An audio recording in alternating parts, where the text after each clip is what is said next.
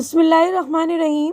السلام علیکم، welcome to S A teaching zone. آج کی ہماری یہ ویڈیو 11th کلاس کی اردو کی ہے، بک کا نام ہے گلستان ادب۔ تو آج ہم کر رہے ہیں سبق نمبر 28، لیسن نمبر 28۔ اگر ہم لائن سے چل رہے ہیں تو یہ ربائی جو ہے لیسن نمبر 28 پہ آتا ہے۔ تو دو شاعر کی ربائیاں ہیں۔ تو آج ہم جگت موہن لال رواں کی ربائی کریں گے، انہوں نے 3 ربائی لکھی ہے۔ تو لیسن نمبر 28 میں ہم تینوں ربائی کر لیں گے ان کی۔ تو آج ہم پہلے ربائی کے بارے میں دیکھتے ہیں، ربائی کی تعارف کہ ربائی ہوتا کیا ہے۔ ربائی 4 مصروں پر مشتمل ہوتی ہے۔ اس صنف کو 2 بیتی اور ترانہ بھی کہا جاتا ہے، لیکن 4 مصروں والی ہر نظم ربائی نہیں ہوتی۔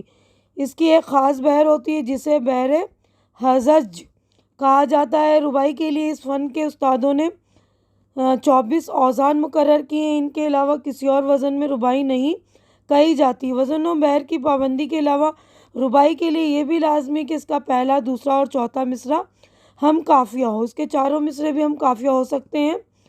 ربائی کا چوتھا مصرع سب سے زیادہ اہم ہوتا ہے۔ یہ مصرع جتنا زوردار اور برجستہ ہوتا ہے، ربائی اتنی ہی بہتر مانی جاتی ہے۔ ربائی میں حسن و عشق، فلسفہ و اخلاق، رندی و سرمستی، پند و موضوعات اور مذہب و تصوف کے علاوہ شاعر کے ذاتی حالات و تجربات، محسوسات اور افکار و مشاہدات کا بھی اظہار ہوتا ہے۔ اس میں مظاہر فطرت کی عکاسی بھی کی جاتی ہے۔ تو یہ ہمارا ربائی کا تعارف ہو گیا مکمل۔ اب ہم شاعر ہمارے جگت موہن لال رواں، ان کا تعارف دیکھتے ہیں۔ تو جگت موہن لال رواں 1889 میں پیدا ہوئے اور 1934 میں ان کا انتقال ہوا۔ جگت موہن لال رواں تخلص، جگت موہن لال نام رواں تخلص 19 میں پیدا ہوئے۔ رواں بچپن ہی سے بےحد محنتی اور ذہین تھے۔ انہوں نے MA اور LLB کی ڈگریاں حاصل کرنے کے بعد 19 میں وکالت شروع کر دی اور اس پیشے میں بڑی شہرت اور کامیابی حاصل کی۔ رواں کو بچپن ہی سے شاعری کا شوق تھا۔ انہوں نے غزل، نظم، مثنوی اور ربائی جیسی اصناف کو اپنے تخلیقی اظہار کا ذریعہ بنایا، لیکن ربائی کہنے میں بڑی شہرت و مقبولیت حاصل کی۔ ان کی ربائیوں میں فکر و فن کا گہرا امتزاج ملتا ہے۔ معیاری زبان و اسلوب کی لطیف تشبیہات و استعارات اور معاصر انداز بیان ان کی ربائیوں کی مخصوص پہچان ہے۔ ان کے ایک مثنوی نقد رواں، 2 شعری مجموعے رباعیات رواں اور روح رواں ان کی یادگار کتابیں ہیں۔ تو جگت موہن لال رواں جو ہمارے شاعر ہیں، ان کا جو تعارف کمپلیٹ ہو گیا۔ اب ہم ربائی کی طرف بڑھتے ہیں۔ تو جگت موہن لال رواں کی ربائی نمبر 1 ہے یہ، لیکن لیسن نمبر جو ہے 28 ہے۔ تو میں ربائی پڑھ کر اس کا مطلب جو ہے تشریح آپ کو کر دوں گی۔ تو پوری ربائی پڑھ لیتی ہوں میں۔ دیکھیے، کیا تمہیں بتائیں عمر فانی کیا تھی، بچپن کیا چیز تھا، جوانی کیا تھی، یہ گل کی مہک تھی، وہ ہوا کا جھونکا، ایک موج فنا تھی، زندگانی کیا تھی۔ تو رواں کہتے ہیں کہ تمہیں کیا بتائیں عمر فانی کیا، یعنی انسان پیدا ہوتا ہے، بچپن کے دن گزار کر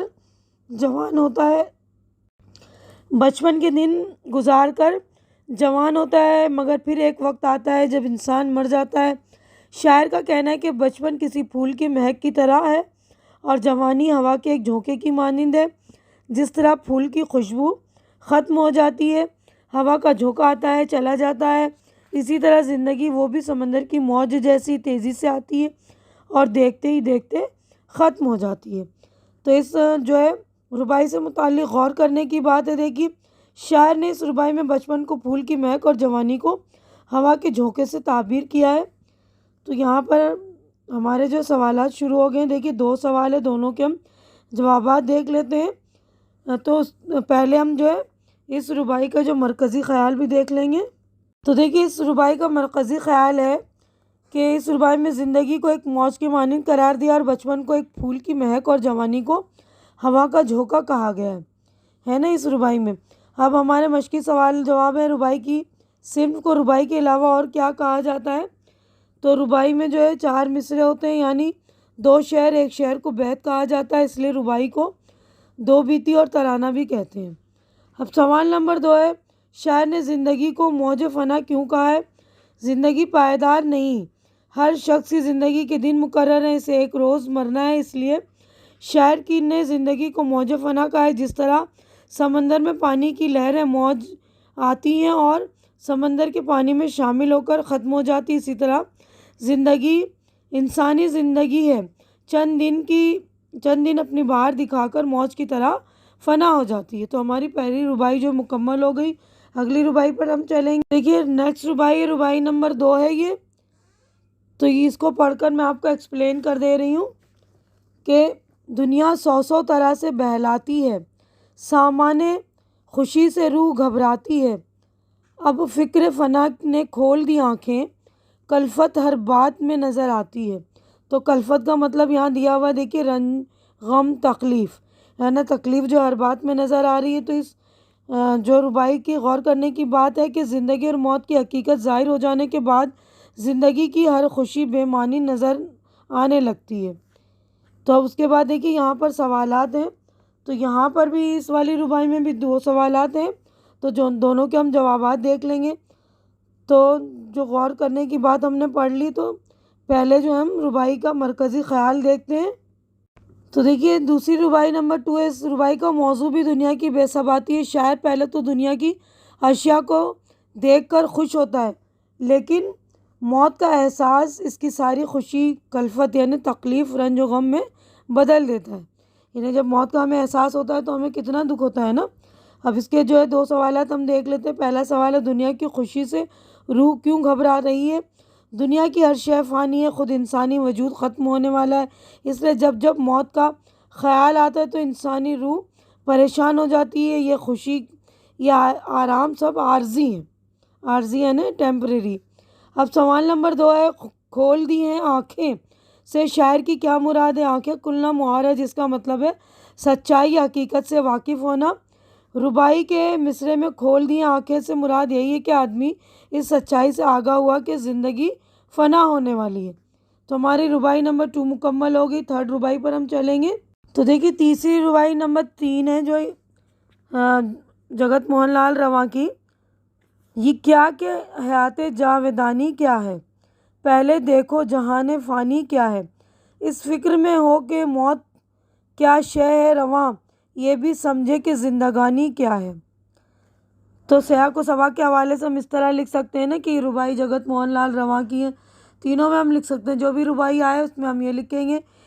اس کے بعد جو ہے تشریح یہ ہے کہ عام طور پر لوگ اس بات پر غور کرتے ہیں کہ زندگی ہمیشہ رہنے والی کیوں نہیں۔ شاعر کا کہنا ہے کہ حیات جاودہ پر غور کرنے والوں یہ بھی تو دیکھو کہ دنیا فانی ہے، تم جو اس فکر میں گھل رہے ہو کہ موت کیا ہے، اس کے ساتھ یہ بھی سمجھنے کی کوشش کرو کہ زندگی کیا ہے اور خدا نے ہمیں کیوں پیدا کیا ہے اور اس زندگی کا مقصد کیا ہے۔ یہ نہیں یہ بھی سمجھے کہ زندگانی کیا ہے، نہیں اس زندگانی کا مقصد کیا ہے۔ تو ہماری ربائی یہاں پر مکمل ہو گئی۔ مشق میں دیکھیے لفظ و معنی، حیات جاودہ یعنی ہمیشہ باقی رہنے والی زندگی، جہان فانی فنا ہو جانے والی دنیا یعنی مٹ جانے والی دنیا۔ اب اس ربائی سے متعلق غور کرنے کی بات ہے، اس ربائی میں شاعر نے زندگی کی حقیقت پر گہرائی سے غور کرنے کی دعوت دی ہے، یعنی تینوں ربائی جو ایک نصیحت کی طرح ہے نا۔ تو اب دیکھیں ہمارا غور کرنے کی بات بھی مکمل ہو گیا۔ یہاں پر جو ہے سوالات ہمارے شروع ہیں، تو اس والے پیج پر جو ایک سوال ہے اگلے پیج پر ہم دیکھیں گے، تو اگلے پیج پر 2 سوال اور ہیں، تو ٹوٹل جو ہے 3 سوال ہیں، تو تینوں کے ہم جوابات دیکھیں گے۔ تو اس سے پہلے اس ربائی کا بھی جو مرکزی خیال ہم دیکھ لیتے ہیں۔ تو دیکھیے مرکزی خیال یہ ہے، شاعر نے اس ربائی میں کہا ہے کہ موت سے پہلے زندگی پر غور کریے، خدا نے یہ زندگی ہمیں کیوں عطا کی، یعنی کچھ نہ کچھ کرنے کے لیے نا، کچھ مقصد کے لیے ہی تو بھیجا ہمیں، تو ہمیں اچھے اچھے کام کرنے چاہیے نا۔ تو اب دیکھیے مشقی سوال و جواب ہے۔ پہلا سوال ہے حیات جاودانی سے شاعر کی کیا مراد ہے؟ حیات جاودہ سے مراد ہے ہمیشہ رہنے والی زندگی، یعنی زندگی سدا برقرار رہے۔ اب سوال نمبر 2 ہے رواں کی رباعیوں کی چند خوبیاں بیان کیجیے۔ رواں رباعیات کے ممتاز شاعر ہیں، ان کی بیشتر رباعیاں دنیا کی بے ثباتی، بے انسانی زندگی کی مسرتیں، دکھ، آلام، فکر فنا، پند و نصائح یعنی نصیحت، ہیں رواں نے تمام رباعیاں انتہائی سہل زبان میں لکھی ہیں، سہل یعنی بالکل آسان زبان میں لکھی ہے۔ اپنی بات کی وضاحت کے لیے انہوں نے تشبیہات اور استعارات سے کام لیا ہے۔ مثلاً ایک رباعی بچپن کے لیے پھول کی مہک اور جوانی کے لیے ہوا کا جھونکا، تو ہوا کا جھونکا جو استعارہ ہے، ختم ہونے والی زندگی کو موج فنا کا ہے۔ ان کی رباعیوں کی بڑی خوبی یہ ہے کہ وہ دیکھنے اور پڑھنے میں سیدھی سادھی لگتی ہیں، لیکن غور کیجئے تو ان کے معنی کا ایک اور جہاں پوشیدہ ہے۔ ان کی رباعیاں دل پر اثر کرتی ہیں اور پڑھنے والا سوچنے پر مجبور ہو جاتا ہے۔ جیسے کہ ہم نے تینوں رباعی پڑھی نا، تو ان میں تینوں میں جو نصیحت یہ ہے نا ایک طرح سے۔ اب سوال نمبر 3 ہے، رواں کے شعری مجموعے کے نام بتائیے۔ تو رواں کی جو شعری مجموعے ہیں، رواں کے رباعیات پر مبنی ایک شعری مجموعہ رباعیات رواں، اور دوسرے مجموعے کا نام روح رواں۔ ان کے علاوہ ایک مصنوعی نقد رواں کے نام سے بھی شائع ہوئی ہے۔ تو تینوں رباعی ہماری مکمل ہو گئی ہے۔ تو دیکھیے تینوں جوابات ہم نے مکمل کر لیے، شعری مجموعے کے نام بھی بتا دیے۔ اب عملی کام میں دیکھیے جگت موہن لال رواں کا شعری مجموعہ رباعیات رواں حاصل کر کے ان کی دوسری رباعیات بھی غور سے پڑھیے۔ تو لائبریری میں معلوم کیجیے گا جا کر، رباعیات رواں ہے تو ان کی رباعیات پڑھیے، بہت ہی نصیحت آمیز اور غور و فکر کرنے والی رباعیات ہوتی ہیں ان کی، تو ضرور پڑھیے، آپ لوگ لطف اندوز ہوں گے، بہت ہی اچھا لگے گا آپ کو پڑھ کر۔ تو یہیں پر میں اپنی ویڈیو مکمل کر رہی ہوں کیونکہ ہماری تینوں رباعی مکمل ہو چکی ہے۔ اگلی ویڈیو میں ہم اگلے جو شاعر ہیں ان کی رباعی پڑھیں گے۔ امید ہے کہ جو کچھ میں نے آپ لوگوں کو سمجھایا اچھی طرح سے آپ کے سمجھ میں آ گیا ہوگا، میرے سمجھانے کا انداز بھی آپ لوگوں کو پسند آ رہا ہوگا، میری ویڈیو بھی آپ لوگوں کو اچھی لگ رہی ہوگی۔ اچھی لگ رہی تو اسے لائک کیجئے، زیادہ سے زیادہ شیئر کیجئے تاکہ جو بھی آپ کے ضرورت مند فرینڈس وغیرہ ان کی ضرورت پوری ہو سکے، اور میرے چینل کو سبسکرائب کر کے آپ لوگ میری ہیلپ بھی کیجئے، میری ہمت بڑھائیے۔ ہماری اگلی ملاقات انشاءاللہ نیکسٹ ویڈیو میں ہوگی، تب تک کے لیے آپ لوگ اپنا بہت خیال رکھیں، مجھے دعاؤں میں یاد رکھیں۔ اللہ حافظ۔